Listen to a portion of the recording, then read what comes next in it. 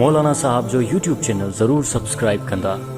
पुट जे इंतकाल खां बाद में सोरो पंहिंजी नूंहं सां निकाह करे सघे थो या न? न साईं, पुट जे मरण खां बाद में सोरो पंहिंजे नूंहं सां निकाह नथो करे सघे। बाज़ रिश्ता अहिड़ा अथव जेके मरण सां तालुकात न, सिर्फ़ु निकाह करण सां ई हराम थी वेंदा आहिनि। ॻाल्हि नोट कजो, बाज़ अहिड़ा रिश्ता आहिनि सिर्फ़ु जेको आहे निकाह करण सां, पुट जो निकाह कंहिं बंदे करायो न, निकाह करण सां चंद अहिड़ा रिश्ता जेके हिक ॿिए जे मथां हराम थी वेंदा आहिनि।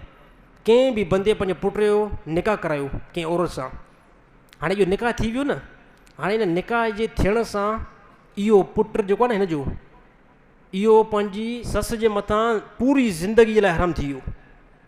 सिर्फ़ु निकाह थियण सां बसि, कोई भले मरे ई न, कंहिं बंदे निकाह कयो न, निकाह करण सां ई हाणे पूरी ज़िंदगी जेसिताईं मरे न, पंहिंजी सस जे मथां हमेशह जे लाइ हराम थी वियो। ऐं अहिड़ी तरह जेकी औरत आई आहे न, औरत हिन जे घर में, त इहा औरत बि हमेशह जे लाइ हिन जे पीउ जे मथां यानी सोरे जे मथां हराम थी वई।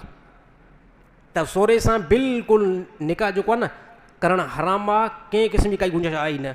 अहिड़ी तरह सस सां निकाह करण बि बिल्कुलु हराम अमल आहे, कंहिं क़िस्म जी शरीयत में उन जी इजाज़त आहे बि न। अलाह ताला तमामु सदन खे सम्झ नसीब अता फ़रमाए।